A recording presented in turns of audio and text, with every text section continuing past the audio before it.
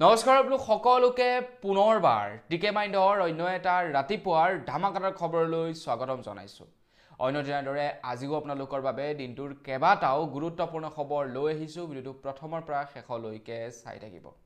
আজিৰ খবৰকেইটা দিয়াৰ আগতে আপোনালোক সকলোকে সৰুকৈ এটা অনুৰোধ, যদি খবৰকেইটা চাই ভাল পায় তেনে লাইক এটা কৰিবলৈ কিন্তু নাপাহৰিব। আগবাঢ়িছোঁ আজিৰ প্ৰথমটো খবৰৰ ফালে। নীতিন গাডকাৰীদেৱে জনাইছে যে খুব সোনকালেই আমাৰ ভাৰতবৰ্ষত চালিত হোৱা কমাৰ্চিয়েল ভেহিকেলসমূহ মিথানলৰ দ্বাৰা চালিত হ'ব। যিমানবিলাক নেকি কমাৰ্চিয়েল ভেহিকেল আছে বা যিবিলাক হেভি ভেহিকেল আছে, হেভি ভেহিকেলসমূহ মিথানলৰ দ্বাৰা চলিব বুলি জনাইছে। এটা হেভি ভেহিকেল বুলি ক'বলৈ গ'লে ট্ৰাক হৈ গ'ল, ড্ৰাম্পাৰ হৈ গ'ল, বাছ হৈ গ'ল, ট্ৰেক্টৰ হৈ গ'ল, এইবিলাক যিবিলাক নেকি ডিজেলৰ দ্বাৰা চলে, ডিজেলৰ দ্বাৰা চলা ভেহিকেলবিলাক মিথেনলৰ দ্বাৰা চলিব বুলি জনাইছে। বৰ্তমান সময়ত আমাৰ ভাৰতবৰ্ষত যিমানবিলাক লাইট মটৰ ভেহিকেল চলে, মানে আপোনাৰ ঘৰৰ কাৰখন হৈ গ'ল, আপোনাৰ ঘৰৰ বাইকখন হৈ গ'ল, স্কুটিখন হৈ গ'ল, তো তাত আমি পেট্ৰল ভৰাওঁ আৰু পেট্ৰলত ইথানেল মিলোৱা হৈছে। কিন্তু ডিজেলৰ দ্বাৰা চালিত গাড়ীবিলাক চলাবৰ কাৰণে ইথানেল মিলাব নোৱাৰে, তাত ভৰাব লাগিব মিথানেল। আৰু সেইকাৰণে খুব সোনকালে ডাঙৰ ডাঙৰ বাছসমূহত সম্পূৰ্ণ মিথানেলৰ দ্বাৰা চালিত হ'ব বুলি জনাইছে। আৰু পেট্ৰল ডিজেলৰ তুলনাত তাৰ প্ৰাইচটো যথেষ্ট পৰিমাণৰ কম হ'ব বুলি জনাইছে। আৰু মিথানেলৰ দাম হ'ব বোলে পাৰ লিটাৰ 20 ৰুপিজ, পাৰ লিটাৰ 20 ৰুপিজ হ'ব মিথানেলৰ প্ৰাইচ। গতিকে ইয়াৰ ফলত ট্ৰান্সপৰ্টেশ্যন যথেষ্ট লাঘৱ হ'ব, ট্ৰান্সপৰ্টেশ্যনৰ খৰচাটো যথেষ্ট পৰিমাণৰ কমিব, যাৰ ফলত অনুমান কৰিব পৰা গৈছে যে কিছু সংখ্যক বস্তুৰ দাম কমি পৰিব যদিহে সঁচাকৈয়ে মিথানেলৰ দামটো পাৰ লিটাৰ 20 ৰুপিজ হয়। এতিয়াতো পেট্ৰলৰ দাম হৈ গ'ল 100 টকা পাৰ লিটাৰ, 100 টকা পাৰ কৰিছে, ডিজেলৰো 100 টকা ওচৰাচৰি হৈছে। গতিকে সেই একেখিনি ডিজেল যেতিয়া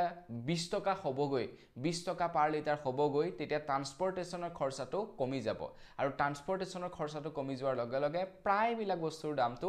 কমি যাব। গতিকে যদি সঁচাকৈ 20 টকা পাৰ লিটাৰ হয় তেনেহ'লে খুব সোনকালে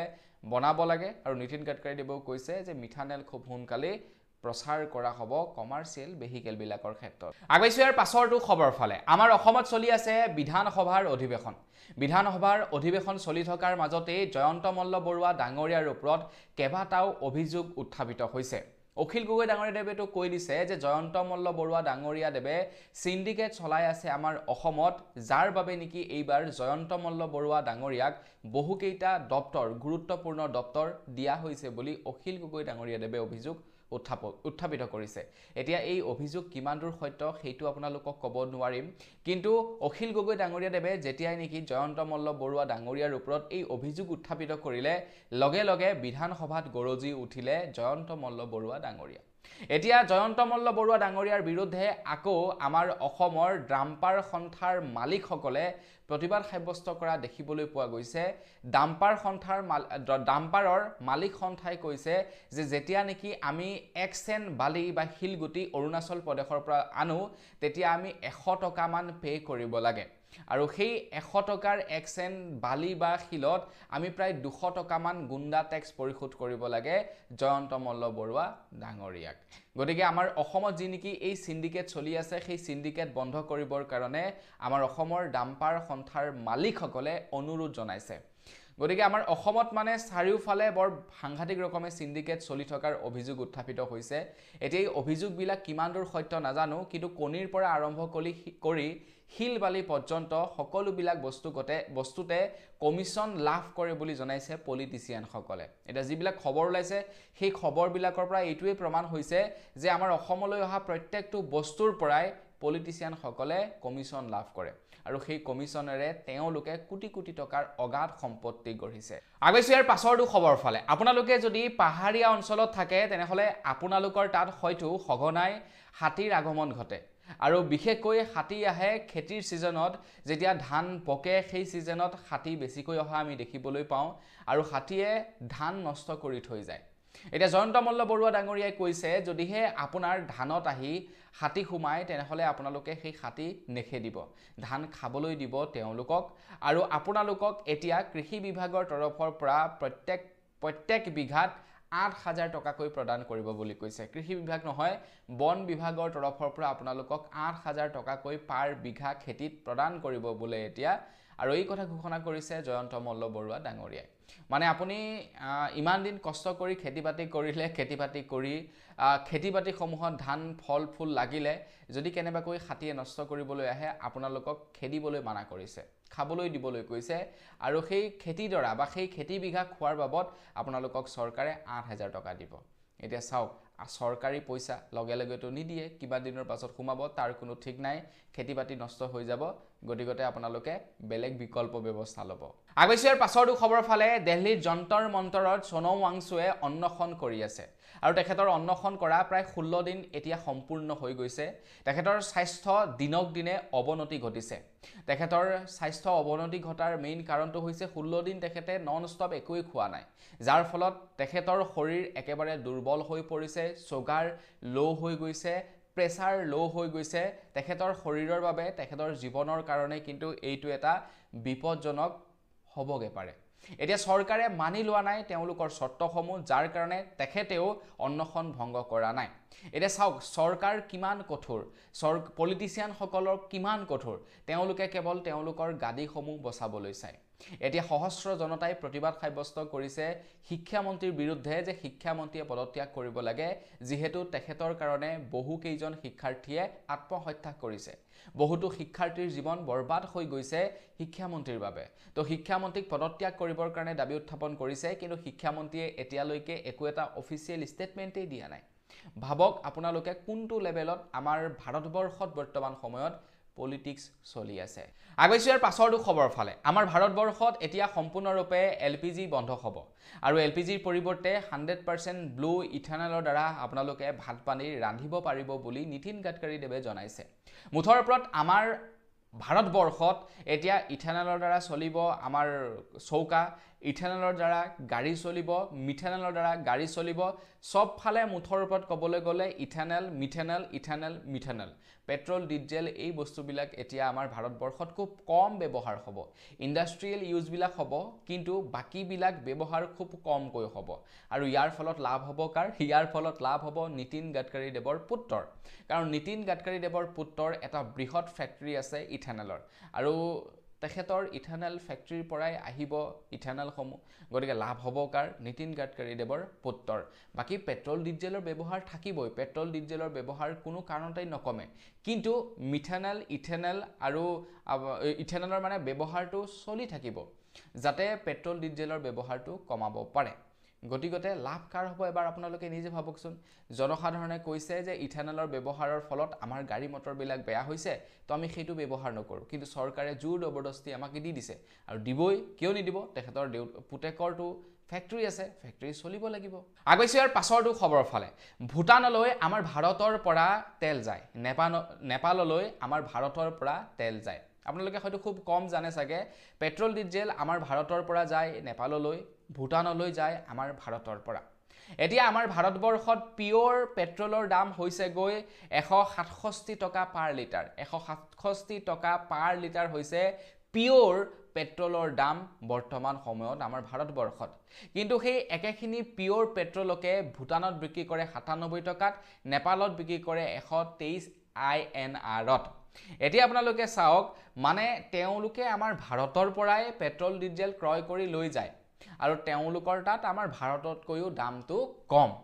হয় নহয় এতিয়া আমাৰ ভাৰতে তেওঁলোকক বিক্ৰী কৰে আৰু ভাৰতে আকৌ 167 रुपीस পাৰ লিটাৰ পিওৰ পেট্ৰলৰ দাম গতিকে মানে দুই নম্বৰটো ক'ত হৈ আছে ধৰিব পৰা নাই কোনে বেছিকৈ মুনাফা খাই আছে সেইটো ধৰিব পৰা নাই আমাৰ ভাৰতবৰ্ষত কেন্দ্ৰ আৰু ৰাজ্য দুয়োখন চৰকাৰে পেট্ৰল ডিজেলৰ ওপৰত টেক্স লয় যাৰ ফলত নেকি পেট্ৰল ডিজেলৰ ওপৰত যথেষ্ট পৰিমাণৰ দামটো বৃদ্ধি পাইছে গতিকে চৰকাৰসমূহে যদি ইচ্ছা কৰে দামটো কমাব পাৰে কিন্তু কিয় কমাব চৰকাৰক ৰেভিনিউ লাগে আগৈছৰ পাছৰটো খবৰ ফালে আমাৰ অসমৰ যিসকল ওবিসি ষ্টুডেন্ট আছে তেওঁলোকৰ কাৰণে এটা ভাল খবৰ ওলাইছে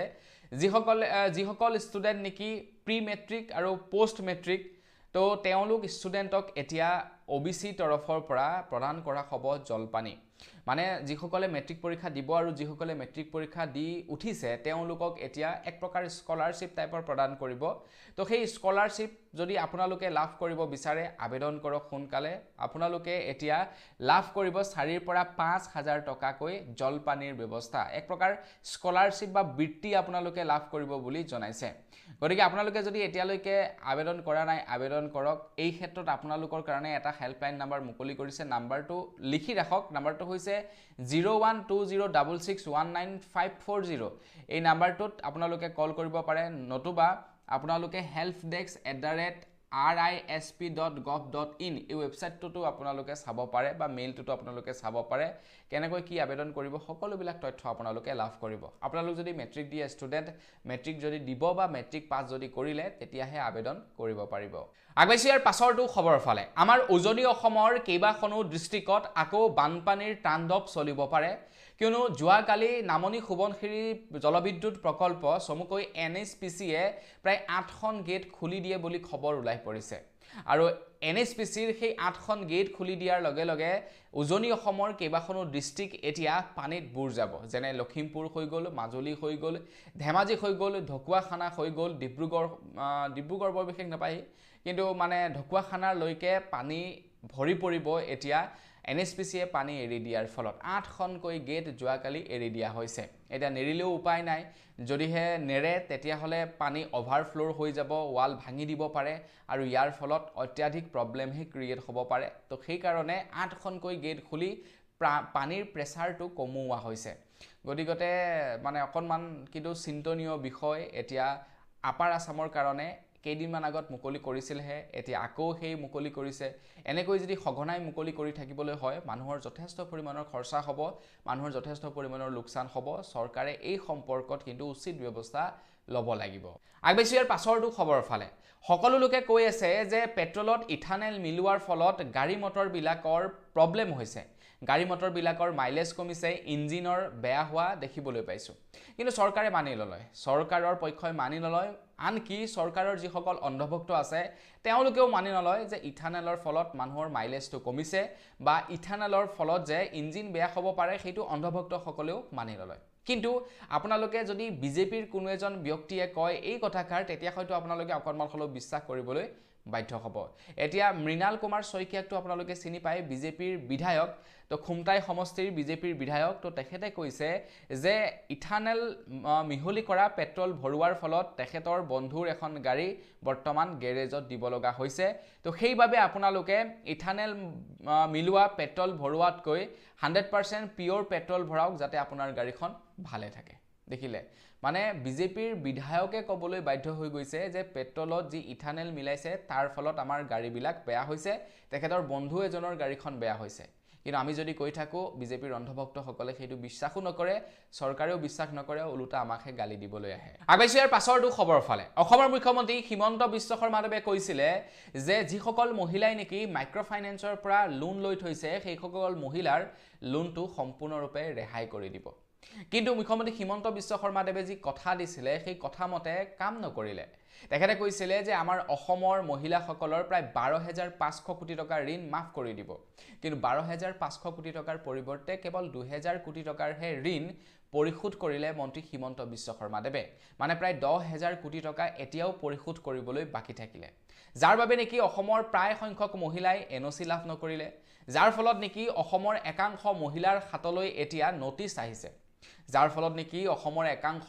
মহিলাক এতিয়া তাগিদা দিছে পইচাৰ কাৰণে ময়ো এটা ফাইনেন্স কোম্পানীত কাম কৰিছিলো আপোনালোকেও যদি মোৰ ভিডিঅ'সমূহ চাই থাকে পূৰ্বৰ পৰাই তেনে গম পায় যে মই এটা ফাইনেন্স কোম্পানীত কাম কৰিছিলো সেই সময়ত যেটো সময়ত নেকি এই সিচুৱেচনটো ক্ৰিয়েট হৈছিল আৰু এই সিচুৱেচনটো ক্ৰিয়েট হোৱাৰ পাছত মই ৰিজাইন দিলো মানে এই সিচুৱেচনটো ক্ৰিয়েট হোৱাৰ আগৰে পৰা কাম কৰি আছিলো লকডাউন নোহোৱা আগৰে পৰা কিবা বছৰো কৰিলো কিন্তু যেতিয়া দেখিলো অসমত এটা পৰিবেশ বেয়া হৈ পৰিছে সিচুৱেচনটো বেয়া হৈ পৰিছে তেতিয়া লাহেকে মই ৰিজাইন দিলো আৰু ফুল টাইম মানে ইউটিউবতে লাগিলো তাৰ পাছত বেলেগ এটা বেংকত জয়েন কৰিলো কাম কৰিলো তেনেকৈ আৰু চলিলো আৰু যি কি নহওক এটা মেইন কথাটো ফালে আগবাঢ়িছো সেই সময়ত মই যিসকল মহিলাক ঋণ দিছিলো যিসকল মহিলাই নেকি মামাৰ কথা শুনি পইচা দিয়া নাছিলে সেইসকল মহিলাই এতিয়া ফোন কৰে যে স্যাৰ আমাৰ লোনটো ক্লোজ কৰিব লাগিছিলে আমি লোন এটাৰ কাৰণে এপ্লাই কৰিছো লোনটো পোৱা নাই কেনেকৈ ক্লোজ কৰিম জনাওক না কোনোবাই কয় যে মই গাড়ী এখন লবলৈ গৈছিলো গাড়ীখন লব পৰা নাই আপোনালোকৰ লোনটো দেখুৱাই আছে কেনেকৈ ক্লোজ কৰিম কৈ দিয়ক না গতিকে দেখা পাইছে নহয় মুঠৰ ওপৰত কথাটো হল কি বহু সংখ্যক মহিলা এতিয়া বিপদত পৰিছে যিসকল মহিলাই নেকি মামাৰ কথাত লাগি পইচা ঘূৰোৱা নাছিল আগবাইছোঁ ইয়াৰ পাছৰটো খবৰৰ ফালে আমাৰ অসমৰ ঋষিকেশ শইকীয়া নামৰ এজন চিত্ৰশিল্পীয়ে জুবিনদাৰ এখন আচৰিত ছবি অংকন কৰে আৰু আচৰিত ছবিখন অংকন কৰি ৱৰ্ল্ড ৰেকৰ্ড সৃষ্টি কৰে বুলি খবৰ ওলাই পৰিছে তো সকলোৱে কালাৰেৰে পেন্সিলেৰে জুবিনদাৰ ছবি অংকন কৰে পোৰ্ট্ৰেট অংকন কৰে কিন্তু ঋষিকেশ শইকীয়াই জুবিনদাৰ গানৰ লিৰিক্সেৰে জুবিনদাৰ ছবি অংকন কৰিছে মানে জুবিনদাৰ গানৰ লিৰিক্সৰ সহায়ত তেখেতে গানৰ লিৰিক্সবিলাক লিখি লিখি জুবিনদাৰ ছবিখন অংকন কৰিছে আৰু সেই ছবিখনে এতিয়া ৱৰ্ল্ড ৰেকৰ্ড গঢ়িবলৈ সক্ষম হৈছে তেখেতে ৱৰ্ল্ড ৰেকৰ্ডৰ খিতাপ লাভ কৰিছে আগবাইছোঁ ইয়াৰ পাছৰটো খবৰ ফালে চেয়াৰমান আলীয়ে বিধানসভাত যোৱাকালি এটা অভিযোগ উত্থাপিত কৰিছে আৰু তেখেতে কৈছে যে আমাৰ অসমত এতিয়া এনেকুৱা কিছুমান ভেঞ্চাৰ পুলিচ ষ্টেচন আছে যিবিলাক ভেঞ্চাৰ পুলিচ ষ্টেচনে মানুহৰ মাজত এক প্ৰকাৰ সিন্ডিকেট চলাই আছে ধৰি লওক আপোনাৰ কিবা এটা কেছ হ'ল আপুনি কোনো এজন ব্যক্তিৰ ওপৰত কেছ দিবলৈ গৈছে আপুনি থানালৈ গৈছে থানা নোপোৱাৰ আগতেই সেই ভেঞ্চাৰ যিসকল পুলিচ আছে ভেঞ্চাৰ পুলিচসকল দুটা ফৈদত ভাগ হৈ পৰে যিসকলে এফআইআৰ দিবলৈ আহিছে কিছু সংখ্যক লোক তেওঁলোকৰ হাতলৈ ওচৰলৈ যায় আৰু যিসকলৰ বিৰুদ্ধে এফআইআৰ দিবলৈ গৈছে একাংশ লোক সেই সকল লোকৰ ফালে গুচি যায় আৰু তাতে কিছুমান এনেকুৱা সাংবাদিক বহি থাকে যিবিলাক নেকি মানে আপোনাৰ সাংবাদিক বুলি ক'ব পাৰি নিজকে সাংবাদিক ৰূপে পৰিচয় কৰায় তো সেই সকল সাংবাদিক বহি থাকে আৰু তেওঁলোকে মিলি গোটেই ঘটনাটো নিউজ কৰি মিলি গোটেই ঘটনাটো মানে এটা মানে ফিল্মৰ নিচিনা ক্ৰিয়েট কৰি পেলায় আৰু তাৰ পাছত সেই দুজনৰ পৰা টকা সৰকাই তেওঁলোকৰ কেছটো মীমাংসা কৰিম বুলি কৈ টকা সৰকায় তো এই ঘটনাটো অসমৰ একাংশ থানাতে হৈ আছে বুলি জনাইছে চেয়াৰমান আলীয়ে আৰু নোহোৱাও নহয় ময়ো এখন থানাত তেনেকুৱা ধৰণৰ দেখা পাইছোঁ অৱশ্যে মই বৰ বিশেষ থানালৈ নাযাওঁ কিন্তু এখন থানাৰ বিষয়ে মই তেনেকুৱা দেখিবলৈ পাইছোঁ কেইজনমান মুছলমান মানুহ বহি থাকে কেইজনমান সাংবাদিক বহি থাকে আৰু তেওঁলোকে মানে সেই কামবিলাক কৰি থাকে সাংবাদিক দুই এজন বহি থাকে তেওঁলোক সাংবাদিক পোৰ্টেলৰ নিজে খুলি লৈছে আৰু কেইজনমান মুছলমান মানে বহি থাকে তেওঁলোক এক প্ৰকাৰ মানে পুলিচৰ নিচিনা আৰু দাদাগিৰি কিবা এটা কেছ গ'লে তেওঁলোকেহে মুঠতে মীমাংসা কৰিব ঠিক তেনেকুৱা ধৰণৰ বাকীবিলাকৰ কথা নাজানো কিন্তু ময়ো এখন থানাত তেনেকুৱা ধৰণৰ দেখা পাইছোঁ আৰু চেয়াৰমান আলীয়ে এতিয়া সেই কাৰণে মানে অনুৰোধ জনাইছে যে এই ব্যৱস্থাটো নাইকিয়া হয় চেয়াৰমান আলীয়ে কৈছে এছপি সকল বা যিসকল ডিষ্ট্ৰিক্ট মেজিষ্ট্ৰেট আছে তেওঁলোকে যাতে সাডেন ভিজিট দিয়ে থানাবিলাকত আৰু এই গোটেই ঘটনাটোক যাতে বা গোটেই যিটো নেকি স্কেম হৈ আছে এই সিন্ডিকেটক যাতে ধৰা পেলাই তাৰ কাৰণে অনুৰোধ জনাইছে আগবাইছোঁ ইয়াৰ পাছৰটো খবৰ ফালে এতিয়া ডিগ্ৰীৰ সেমিষ্টাৰ বৃদ্ধি কৰি দিয়া হৈছে ডিগ্ৰীৰ এতিয়া আৰু এক বছৰ বৃদ্ধি কৰি দিয়া হৈছে মানে আগতে 6টাকৈ সেমিষ্টাৰ আছিলে 3 ইয়াৰ্স পঢ়িব লাগে এতিয়া 4 ইয়াৰ্স পঢ়িব লাগিব 8টা সেমিষ্টাৰ হৈছে বাৰু ঠিকই আছে অসম চৰকাৰে কিবা সিদ্ধান্ত লৈ চিন্তা চৰ্চা কৰি এই কামটো কৰিছে কিন্তু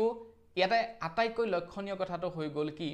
যে 8টা সেমিষ্টাৰ কৰি দিছে ঠিকই কিন্তু ছাত্ৰ-ছাত্ৰীসকলৰ কাৰণে পৰ্যাপ্ত পৰিমাণৰ শ্ৰেণীকোঠাৰ ব্যৱস্থা কৰা নাই ছাত্ৰ-ছাত্ৰীসকলৰ কাৰণে পৰ্যাপ্ত পৰিমাণৰ টিচাৰৰ ব্যৱস্থা কৰি দিয়া নাই আৰু এই সন্দৰ্ভত অখিল গগৈয়ে যেতিয়া বিধানসভাত আমাৰ অসমৰ শিক্ষামন্ত্ৰী ৰণোজ পেগু ডাঙৰীয়াদেৱক প্ৰশ্ন সুধিলে তেতিয়া ৰণোজ পেগু ডাঙৰীয়াদেৱ চুপ হৈ পৰিলে আৰু তাৰ পাছে একাংশ লোকে মানে অখিল গগৈ ডাঙৰীয়াক আপোনাৰ তেখেতৰ ভয়েসটো ডাউন দিবৰ কাৰণে চিউৰি মাত মাতিছে এতিয়া এইবিলাক জ্বলন্ত সমস্যা এইবিলাক প্ৰকৃত সমস্যা বেলেগ কিবা অদৰকাৰী কথাত মাত মাতিছে অখিল গগৈয়ে সেইটো বেলেগ কথা কিন্তু এইবিলাক প্ৰয়োজনীয় কথা হয় নহয় ল'ৰা ছোৱালী লাইফৰ কথা আছে এতিয়া অৱশ্যে কিছুমান এনেকুৱা মানে বিধায়ক আছে তেওঁলোক পঢ়া শুনাই নহয় তো তেওঁলোকে পঢ়া শুনাৰ কথা কি বুজি পাব গতিকে তেওঁলোকে মাত মতাটো স্বাভাৱিক কথা কিন্তু এইটোৰ ওপৰত চৰকাৰে গুৰুত্ব আৰোপ কৰিব লাগে বুলি মই ভাবো কাৰণ ভাবক যদি 8টা সেমিষ্টাৰ কৰি দিছে তো সেই হিচাপত শ্ৰেণীকোঠা আৰু মানে শিক্ষক থকাটো দৰকাৰ তেতিয়াহে ছাত্ৰ-ছাত্ৰীসকলে ভালদৰে পঢ়িব পাৰিব আগবাইছোঁ ইয়াৰ পাছৰটো খবৰ ফালে ইয়াৰ পাছৰ খবৰটো ওলাই পৰিছে বোকাঘাটৰ পৰা এতিয়া বোকাঘাটত স্থাপন কৰা হ'ব এখন 5 তাৰকা যুক্ত হোটেল 5 তাৰকা যুক্ত হোটেল মানে 5 ষ্টাৰ হোটেল আৰু যাৰ বাবে নেকি থলুৱা খিলঞ্জীয়া কৃষকসকলৰ পৰা মাটিসমূহ কাঢ়ি লোৱা হৈছে অসম চৰকাৰে কৈছে যে এই মাটিখিনি চৰকাৰী মাটি গতিকে এই মাটিখিনি এতিয়া আমি লৈ ল'ম আৰু ইয়াতে আমি এখন 5 ষ্টাৰ হোটেল নিৰ্মাণ কৰিম এতিয়া যিসকল নেকি থলুৱা কৃষকে তাতে বহু দিনৰে পৰা খেতি কৰি আছিলে তেওঁলোকে কৈছে হয় খিনি চৰকাৰী মাটি কিন্তু আমি ইয়াতে যুগ ধৰি খেতি কৰি আহিছো আমাৰ পূৰ্বপুৰুষে ইয়াতে যুগ ধৰি খেতি কৰি আহিছে গতিকে এই মাটিখিনি আমি কেনেকৈ দি দিওঁ মন্ত্ৰী হিমন্ত বিশ্ব শৰ্মাদেৱে জাতি মাটি ভেটিৰ কথা কয়, খিলঞ্জীয়াৰ কথা কয়, কিন্তু সেইজন মন্ত্ৰীয়ে এতিয়া তাতে 5 ষ্টাৰ তাৰকাযুক্ত হোটেল বনিয়াক বনাবলৈ দি খিলঞ্জীয়াৰ পৰা মাটি কাঢ়ি লয়। আৰু এই সম্পৰ্কত প্ৰণৱ দলে নামৰ এজন ব্যক্তিয়ে মানে প্ৰতিবাদ সাব্যস্ত কৰি আছিলে, সেইসকল মানুহৰ হৈ মাত মাতি আছিলে, এতিয়া তেখেতকে এৰেষ্ট কৰা হৈছে বলপূৰ্বকভাৱে। মুঠৰ ওপৰত আপোনালোকে চৰকাৰৰ এগেইনষ্টত কিবা এটা ক'বলৈ যাওক, আপুনি জেল যোৱাটো নিশ্চিত। আপুনি চৰকাৰৰ এগেইনষ্টত কিবা এটা ফেচবুকত লিখিবলৈ যাওক, আপোনাৰ এগেইনষ্টত সেই অন্ধভক্তসকলে ইমানেই বেয়াকৈ ক'বলৈ আহিব, মানে আপোনালোক যদি ভাল ঘৰৰ মানুহ শুনিবৰ বাবে আপোনাৰ চাবৰ কাৰণে মানে মন নাযাব, আপোনাৰ ভয় লাগিব, ইমানেই লেতেৰা ৱৰ্ড ব্যৱহাৰ কৰিব। কেইজনমান মই ভাল মানুহ চিনি পাওঁ, তেওঁলোকক চাওঁ, ফ'ল' কৰি থোৱা আছে। তো যেতিয়াই নেকি বিজেপিৰ এগেইনষ্টত মানে ভিডিঅ' কোনোবাই আপলোড কৰে, পোষ্ট কৰে, তো তেওঁলোকে ইমানেই অভদ্ৰ লেতেৰা মাতি কমেণ্ট কৰে, মানে নিজকে এজন ভাল মানুহ, প্ৰতিষ্ঠিত মানুহ বুলি কেনেকৈ চিনাকি দিয়ে বাৰু কওকচোন। তেওঁলোকৰ কমেণ্টবিলাক বেলেগে নপঢ়ে বুলি ভাবে নেকি? বেলেগেতো পঢ়ে, কিন্তু নিজকে এজন ভাল মানুহ বুলি তেওঁলোকে চিনাকি দিয়ে। আগবাইছোঁ ইয়াৰ পাছৰটো খবৰ ফালে। অসম চৰকাৰে ডাঙৰ লেকচাৰ মাৰে। আমাৰ অসমত ডাঙৰ চিকিৎসালয় হৈছে, অসমৰ প্ৰত্যেকখন ডিষ্ট্ৰিক্টে মেডিকেল কলেজ হ'ব, নতুনকৈ ডক্টৰৰ নিযুক্তি দিব, কিন্তু প্ৰকৃতাৰ্থত অসমৰ ভিতৰ চোৱা অকণমান বেলেগ ধৰণৰ। এটা খবৰ লাই পৰিছে, গুৱাহাটী মহানগৰীত যোৱাকালি এগৰাকী ৰোগীক চিকিৎসালয় নিয়া হৈছে, এনেকৈ মানে ভাৰ বান্ধি চিকিৎসালয় নিয়া হৈছে। গতিকে মন্ত্ৰী মহোদয় হিমন্ত বিশ্ব শৰ্মাদেৱ কি হৈ আছে আমাৰ অসমত? তো অকণমান চকু দিয়ক, নহয় জানো? অকণমান আপুনি ভাল ব্যৱস্থা হাতত লওক, অৱলম্বন কৰক, কাৰণ ডাঙৰ অট্টালিকা নিৰ্মাণ কৰিলেই নহ'ব। এতিয়া আমাৰ মানে নিচেই কাষতে থকা যিখন নেকি মেডিকেল আছে, মেডিকেলখন ডাঙৰ অট্টালিকা নিৰ্মাণ কৰি দিলে,